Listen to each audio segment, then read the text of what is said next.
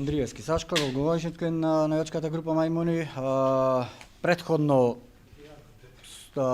во навијачката група Мајмуни имаше една организација, втора, трета, четврта.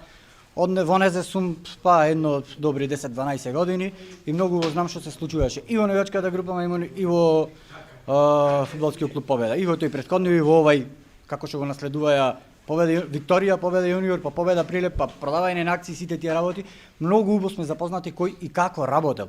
Единствено, што го спомнавте Повико, пошто двајцата другари мој не го кажаа Повико зашто беше, Повико ние го направивме реплицирање на она што го направи клубот. Наводно клубот денеска го викна со Станоков, Пресов. На Пресов се зборна дека блокирана сметката во јуни. Ние имаме добри сознание дека сметката е блокирана на 25 декември и дека ако до 25 декември беше префрлен тој милионов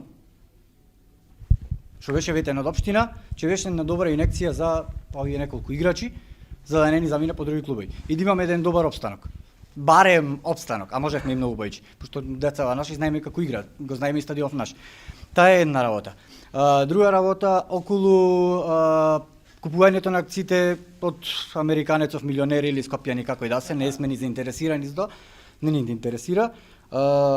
Знаеме дека биле наводници излажани со некакви си пријатели, не знам ни како, да му се дај чиста сметка од ОЈП за да ги купа акции. Одма после купувањето, нивно, по 2-3 месеци, пак ќе ви кажам дека тоа е неофицијално, што се Прилепска чаршија нормална работа. Дека почнала УЈП да чешла. Значи, до 25 декември 26 не била блокирана. Не знам колку е вистина, Филип е тука да кажи, имало вид. Значи, до тогаш милионот од општината можел да влези, да се освежи клубо, пошто клубо е веќе две сезони на парати. Да се освежи клубов, после тоа да се изнајди некое решение. Која е решението? Самиот прилепски народ да го најдев.